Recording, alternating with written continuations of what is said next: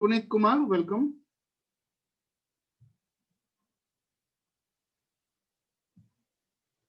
Yes. Well, good evening. Are you getting me? Yeah, you're absolutely fine, visible, and welcome to our plasma webinar. And we are here with the third day, and you are our beloved elder brother. And about a few words about Dr. Kumar. He is an associate professor in University of Lucknow Physics Department. He is an active member of Plasma Science Society of India and ardent researcher, and he has supervised some 6 or 7 PhD scholars, and he will be delivering today's talk on quantum plasma. And sir, please.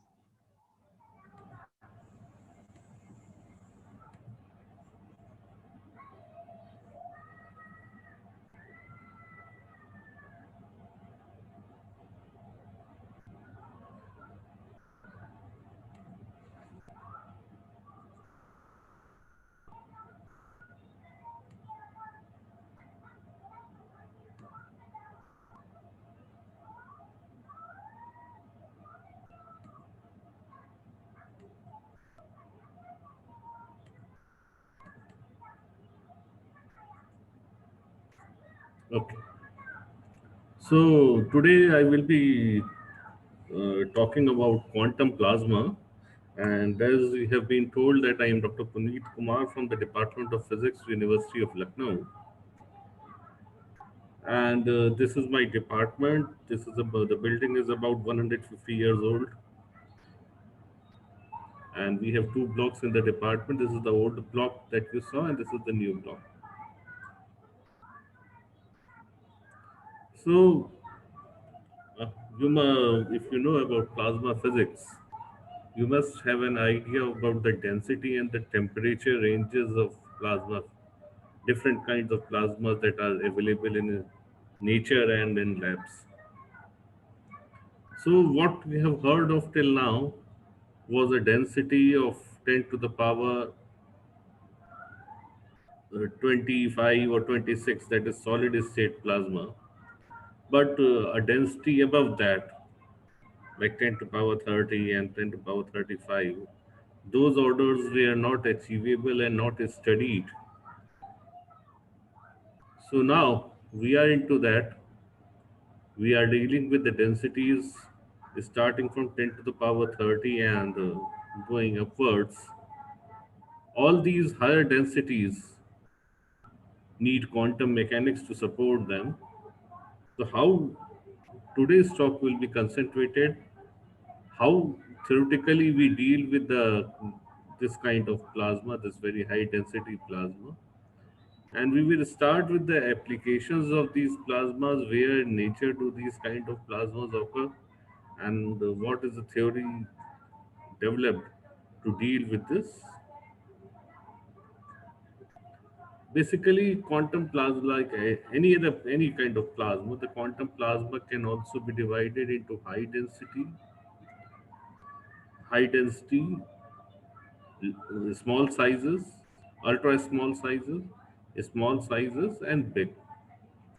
The ultra small sizes include microelectronic devices, a small scale. You can have an idea with this.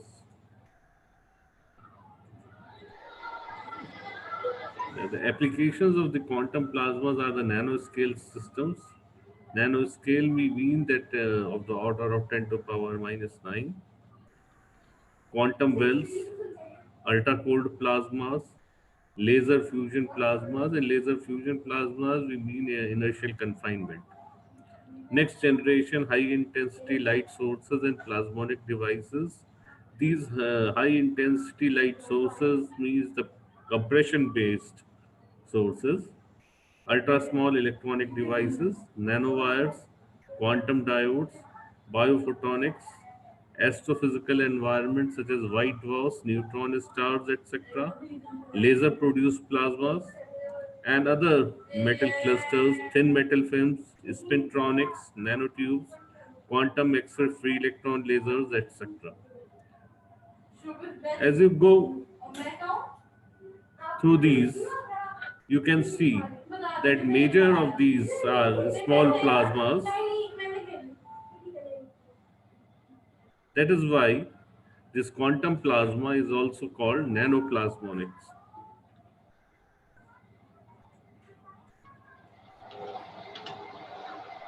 To deal with these kind of plasmas,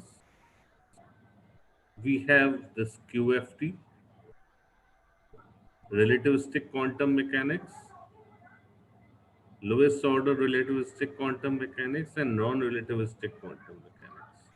You should have an idea of all these branches of physics. And now let's start with what is quantum plasma. So it's a plasma where the density is quite high and the de Broglie thermal wavelength associated with the charged particle approaches the electron Fermi wavelength and exceeds the electron Debye radius. That means the density is such that the interparticle distance is of the order of the de Broglie wavelength. What it signifies? Quantum mechanically, the wave functions of the two adjacent particles will overlap. So, in these cases, when we talk of wave functions, the probability comes into picture. So, the equation of motion will be the Schrodinger equation. So, developing any theory for quantum plasmas involves Schrodinger equation, and as we have already, as I just already told you, that quantum plasmas are common in different environments like superdense astrophysical bodies and laser solid density plasma experiments and small electronic devices. And in dealing with such low temperature plasmas, many new effects such as Fermi pressure, diffraction effects, bomb potential, electron spin, etc. come into picture. The physics want of to the in Zoom. मुझे problem होता है इसमें और Google meet में अगर हम करें तो मैं जो वीडियो प्रेजेंट करूंगा उसमें मुझे hello, सुविधा होगा, आसानी होगा. hello,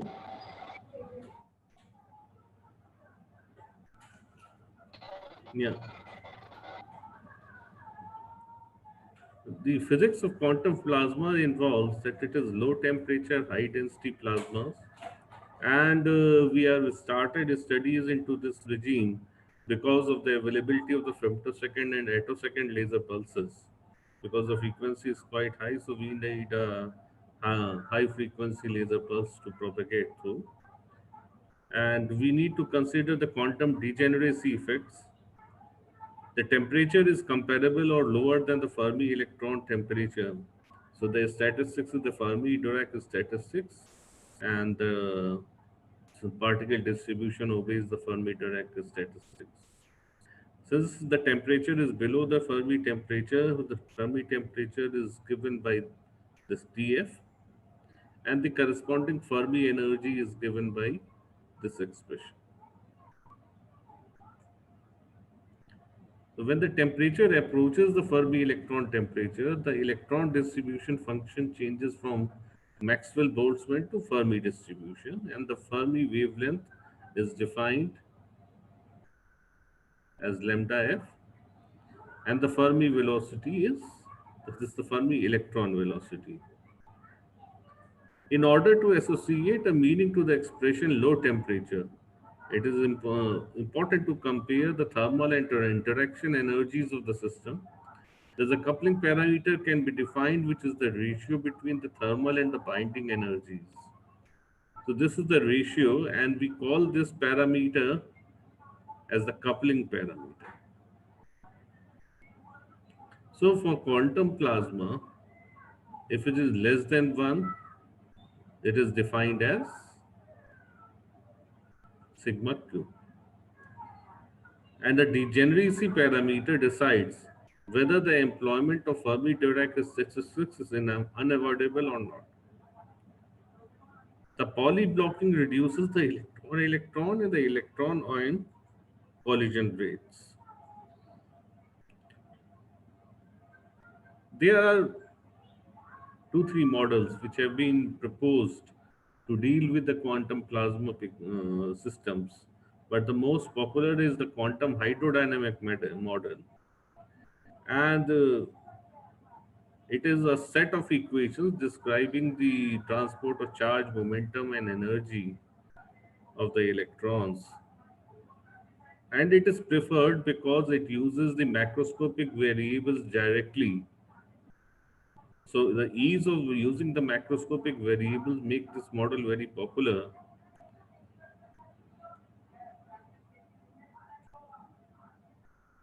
Due to the Pauli exclusion principle, all the electrons are not permitted to occupy the lowest energy states. And in the ultra cold limit, when all the energy states up to the Fermi energy level are occupied by the electrons, there is still a quantum statistical pressure determined by the Fermi pressure, which is given by this expression, where d is the number of degrees of freedom in the system and the diffraction effects are given by this expression, where the q is the bomb potential. This is the quantum potential. The next is the spin of the electron in quantum plasma is very important, and the spin has been included in the QHD form through this equation. This is the spin evolution equation under the influence of a magnetic field. This is the spin momentum. And up till now, what we were doing, we were considering the spin to be a macroscopic variable. We were not taking separately spin up and spin down electrons. So according to the Pauli's exclusion principle, no two electrons can have the same set of quantum numbers. So it was violation of the Pauli's exclusion principle. So moreover, we were not able to take the spin up and spin down electron interaction into account by taking the macroscopic average of the spin. So a method was devised to take into account this interaction of the spin up and spin down electrons. So what people decided that we should take the spin up and spin down electrons to be a separate particle species.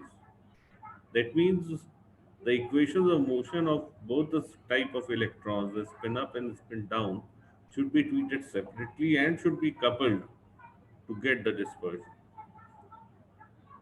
The high magnetic field, which is applied either externally or through an electromagnetic wave, results in the different density difference between the spin up and spin down electrons.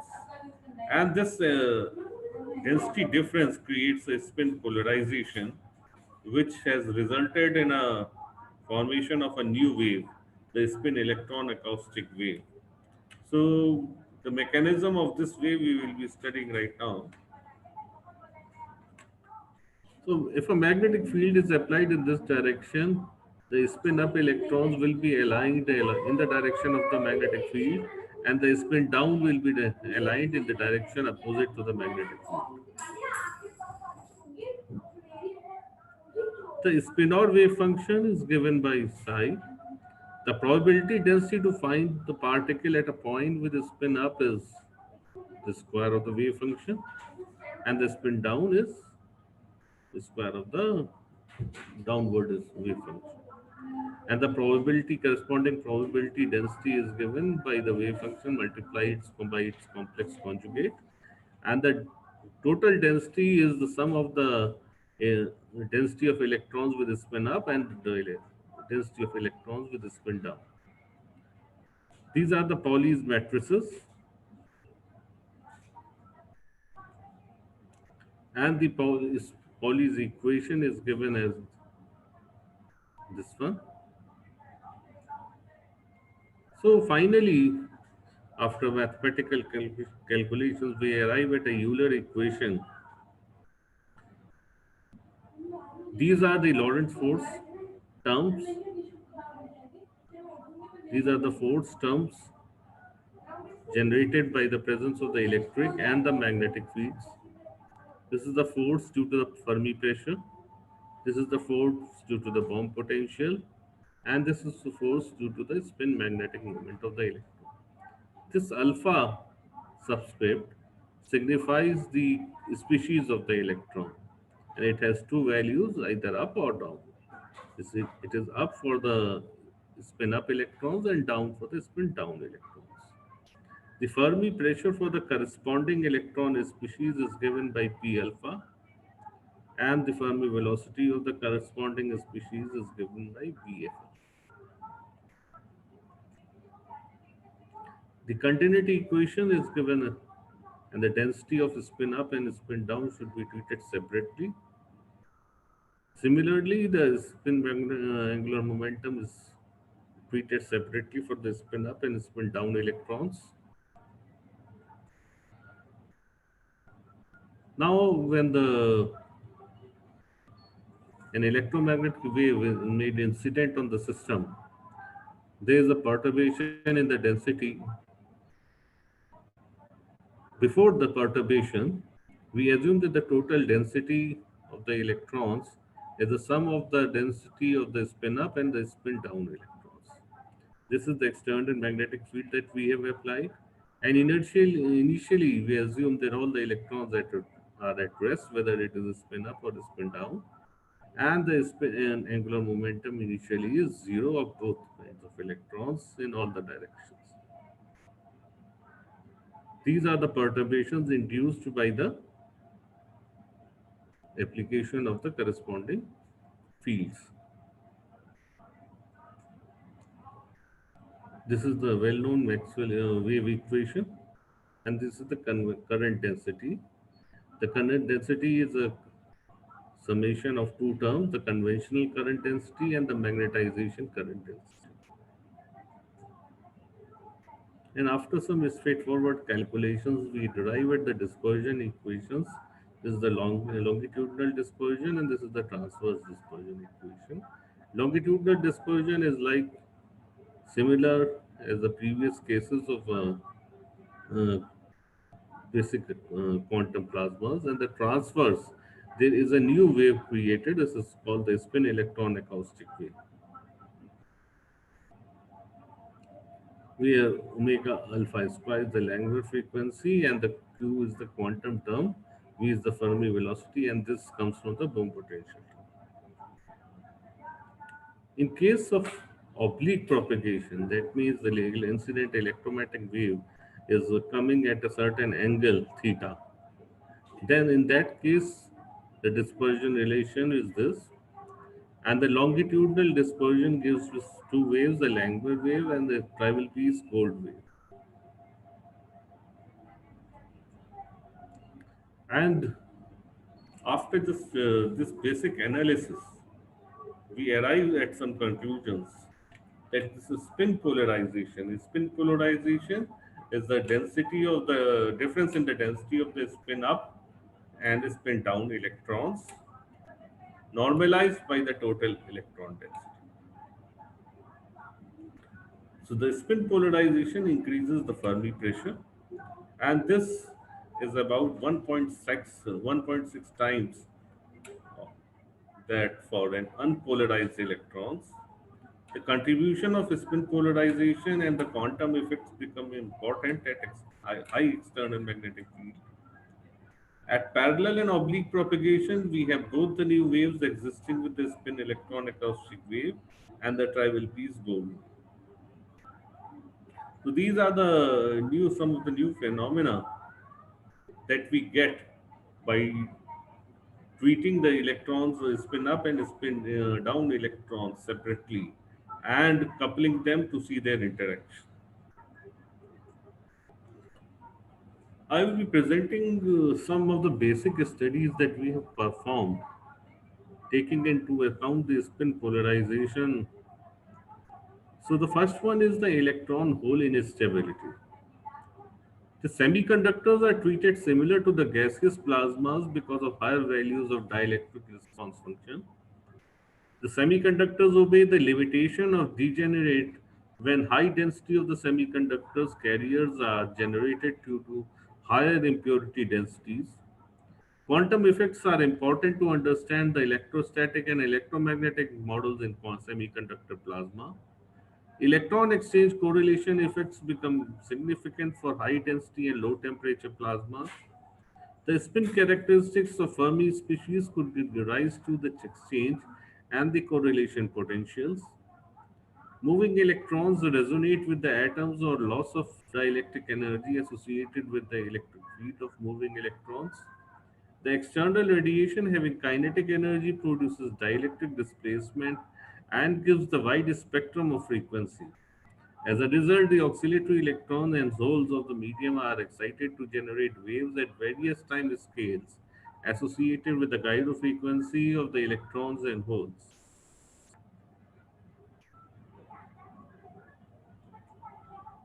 So, we take a circularly polarized laser described by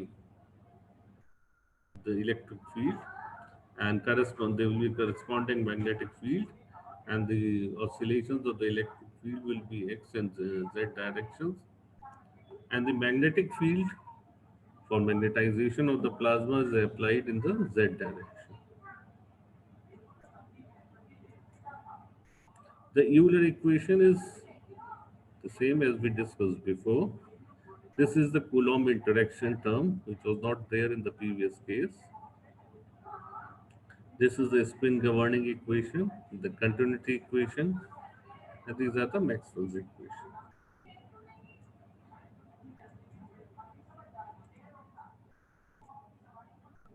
These are the parameters. This is the degenerated pressure for the Fermi pressure, the Fermi velocity, the Coulomb exchange term, the spin polarization, that is the density between the spin up and down electrons normalized by the total electron density, and the subscript. This is for the this up arrow is for the spin up electron and down for the spin down electron. After solving this Euler equation, this equation along with the continuity equation, we get the quiver velocities where alpha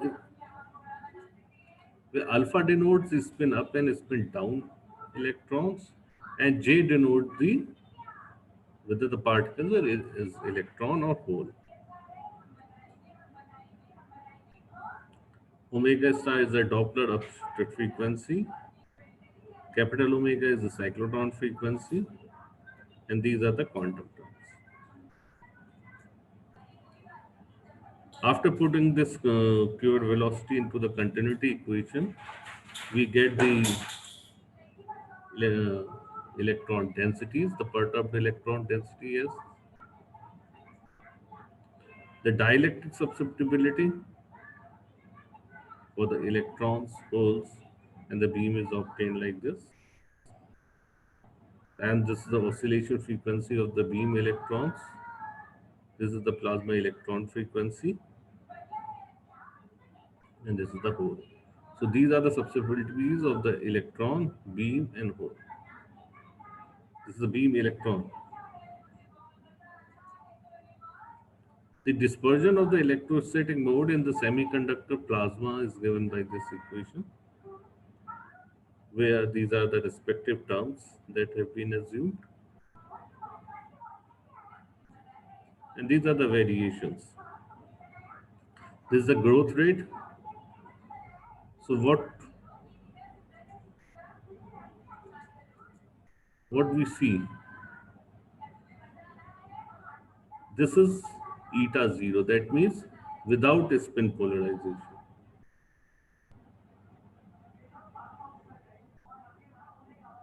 So this is without the spin polarization. This is when spin polarization factor is 0.5, and this is when it is 1. We treat this eta is equal to 1, that the plasma is fully polarized. So without spin polarization, the growth is small, and the spin polarization increases the growth. And this is in the absence of the Coulomb interaction. This is in presence of the Coulomb interaction.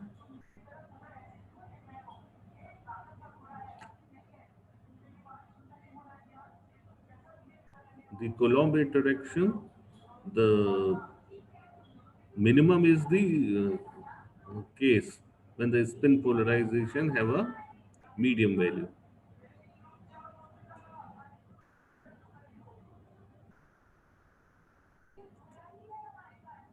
When we compare both the cases, the classical and the quantum case, the instability growth rate is higher in the quantum. This is due to the diffraction effects. We conclude that from this study that an increase in the electron number density and the streaming speed of the beam electrons enhances the instability because the system has more energetic particles with the high speed.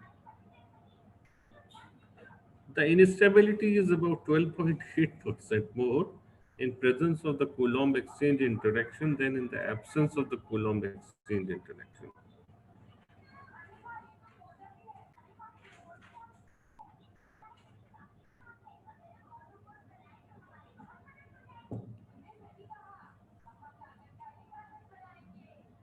The next is the two-stream instability.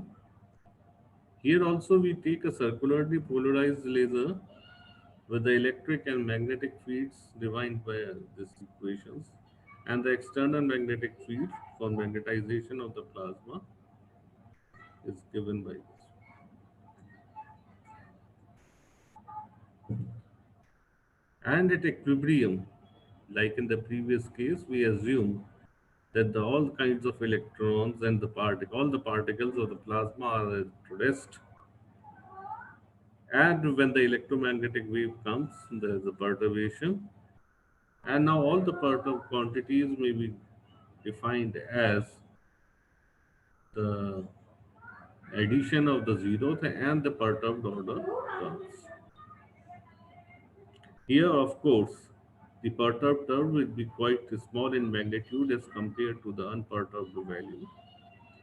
And for the sake of calculations, we assume by Floquet's theorem that all the perturbed parameters will obey the same form as the perturbing field. That means the perturbed term will be having the same oscillations as the incident electromagnetic field. The current density will be summation of the conventional current, NEV, and the magnetization current, which includes the spin also. This is given by this. And this current density is equal to the surface charge density into the electric field. The effective dielectric permeability is given by this expression, where the sigma is equal to the sum of the plasma and the beam.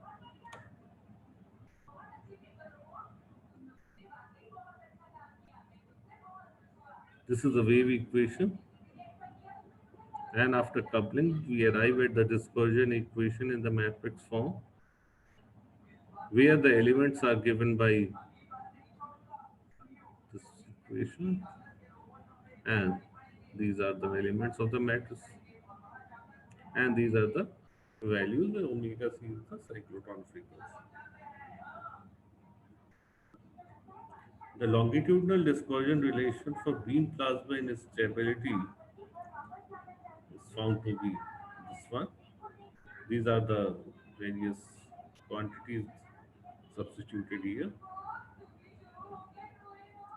Omega p is the usual plasma electron frequency, and omega pb is the beam plasma frequency.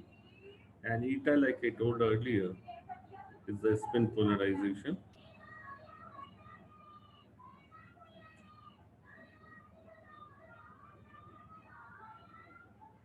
This is the plot for the dispersion. If frequency and the propagation vector. And the dispersion increases with the increase in the spin polarization.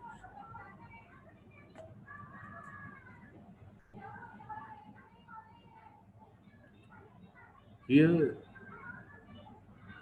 the dispersion has been plotted for various values of the beam velocity. We see that when the normalized beam velocity decreases, the dispersion increases.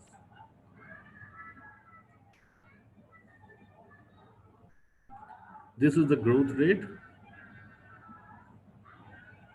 The instability decreases with the increase in the spin polarization.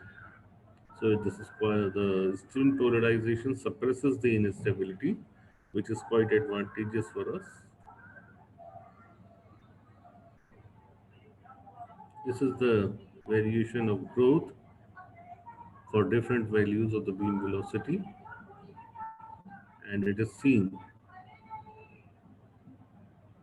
that this growth rate increases with the increase in the beam velocity.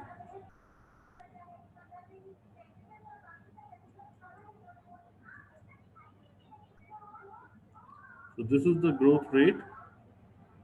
This is the classical plasma.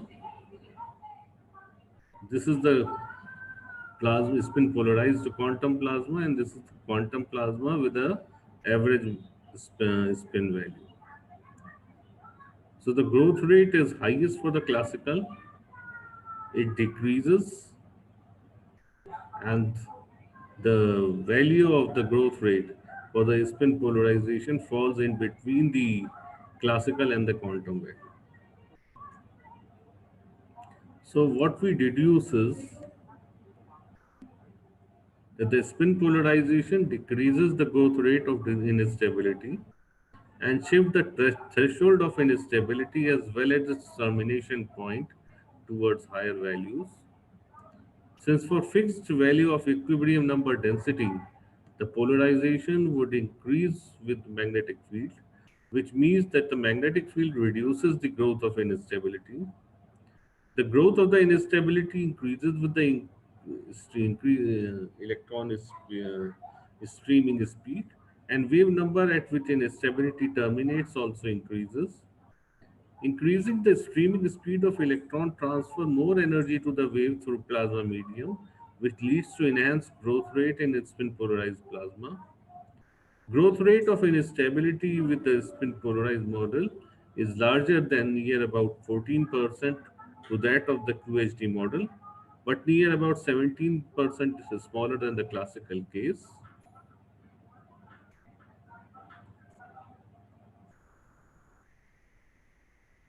Now the third study is for the spin plasma, surface plasma wave. This wave is formed at the junction of the semiconductor. So when an electromagnetic wave is made incident on the surface, there is a surface wave created at the interface, and which call this wave as the surface plasma.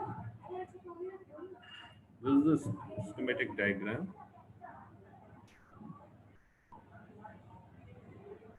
This is a semiconductor. This is the incident laser beam. It's reflected and generating a surface plasma wave which propagates along the interface. And when we, with a similar calculation like we did earlier, like in the first case of the spin of the diode semiconductor, we obtain the dispersion relation for the surface plasma wave and the optical gain of the surface plasma wave. The mathematics has been similar, and the Euler equation is same as we used in the previous case. And all the quantities are also same like in the previous case. So I skipped the mathematics here. And we see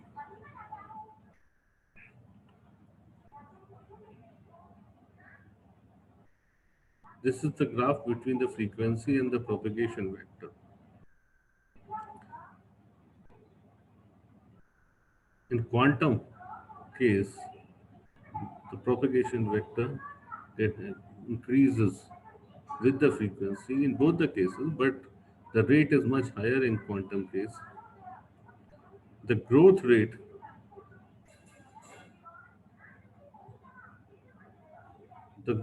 increases with the spin polarization. This is for the fully spin polarized plasma, and this is for the unpolarized plasma. The conclusions are that the growth rate and dispersion of the surface plasma wave is greater in spin polarized plasmas. The optical gain increases initially and tend to damp due to quantum dispersion effects, quantum exchange interaction, and spin polarization. The optical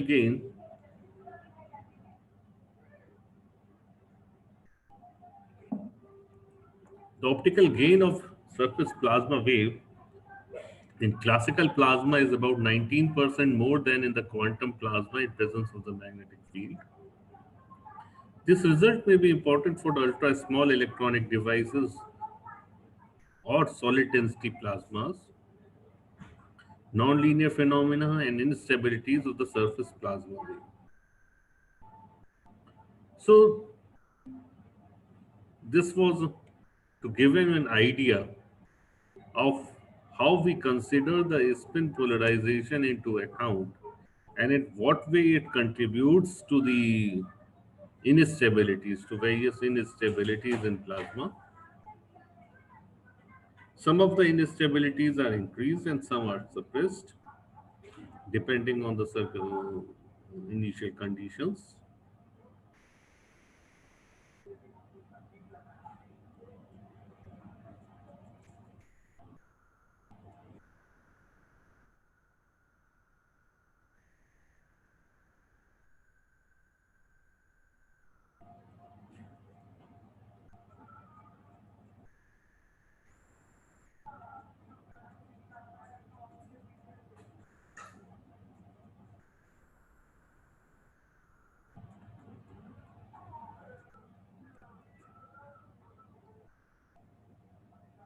So I just wanted to share this much with you, and now we can discuss whatever you like. Discuss any of the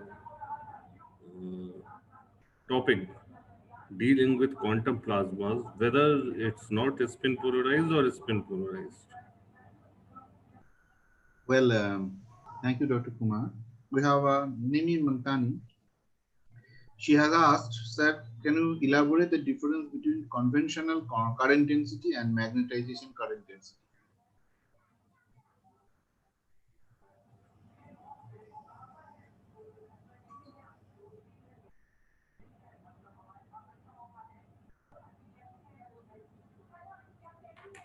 The conventional current density is the current density that we used to take earlier in classical sense also. That is J is equal to NeV. That is the basic formula. So that is the conventional current density. When there is interaction of the uh, spin magnetic moment under the influence of the magnetic field, there is a current generated due to the potential, the quantum potential that also contributes to the current generation. And under that influence of the magnetic field, this magnetization current density is generated. So basically, this current density is due to the application of the magnetic field and its influence on the spin of the electron.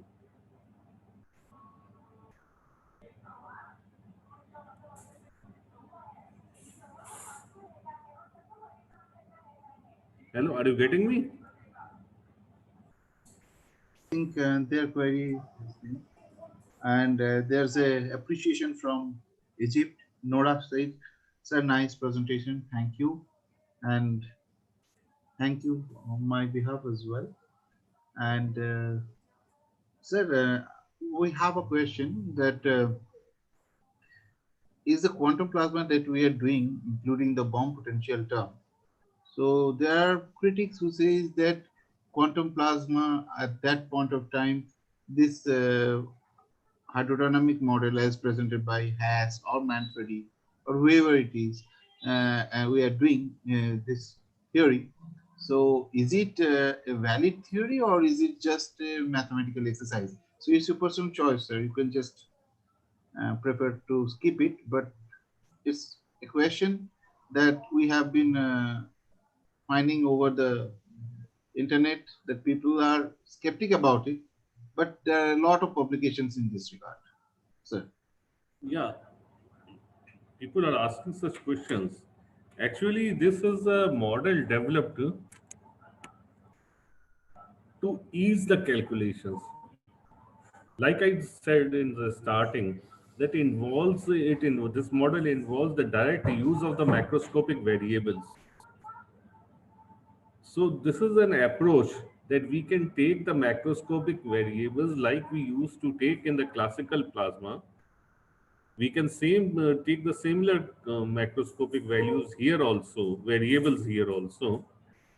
So this approach has been formulated in a way to ease the calculations, because if we start studying the nonlinear effects using the Wigner approach, that will be a very complex calculation, and it will not be easy to carry out the calculations or to derive the expressions for the nonlinear effects. So for nonlinear effects, for higher harmonics, for higher harmonic effects, this is the easiest approach that you can opt. Of course, there are limitations to the validity of the approach, but keeping in view the methodology, it's a nice approach. It's not an exact approach, but it's an easy way to study things. An exact approach of for dealing with such kind of systems in the relativistic case has not been developed fully till date. People have developed using some Hamiltonian concepts, but that has not been developed for the non-linear cases, and that has been using the tensorial picture into mind, into consideration. So if we want to study the nonlinear effects, it's not an easy task using that kind of approach. So this kind of approach, the QHD model approach gives us an easy way to study nonlinear effects. That is the only advantage of this. And of course, the limitations are there, and all the limitations and the models have been compared by in a review article that was published about 8 years back in 2012, and that title was "Collective Effects in Quantum Plasma." So all the models have been compared, and it has been proved in that review article that this model is best for studying the nonlinear effects, because this model considers takes into account the macroscopic variables. An exact model is this is not an exact model, of course. Well, thank you very much, Dr. Kumar. So, in this regard, we would just would like to ask that if you have any opening for any PhD students, PhD position right now or in the coming months, because many of our Yeah, potential. yeah, yeah. We are having PhD positions, and the entrance examination has been conducted last week only, and the next advertisement will be in December. And there is a course for the in Zhengzhou University in China. They are organizing a 1 week there's a summer program. That's about a month, I think. So I will be forwarding that announcement. I have received an announcement yesterday, and the students from India can go there. That's in 2021 summer. But that coronavirus kind of thing, It's 1 year from now, about 8 months or 9 months from now. So we, hope for the better. yeah, we think that we will have it to get vaccinated by that time. At least we can apply for Yes, that. The students can apply for it, and if there will be corona, they will do it online. exactly.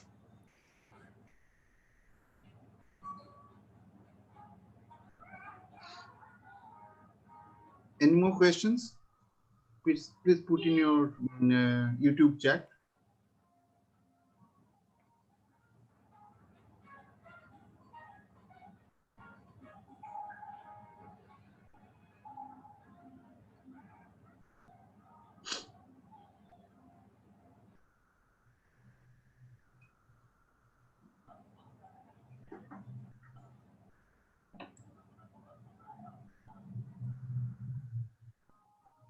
Well, thank you, Dr. Kumar. We it seems that you have clarified their issues, and thank you once again for being a part of this webinar series. No, it's my pleasure to be a part of this kind of a program, and more and more programs involving interaction with the students are the need of this, Time. lockdown period, because we have not been able to interact with the students for past 6 7 months. Yes. Or as a teacher, that's quite painful, I know. But since today is Teachers' Day, a hearty welcome from all the students. Happy Teachers' Day, Puneet sir. Same to you. Thank you. So, if is Ankita there right now available? Yes, Yeah, sir, I'm she available.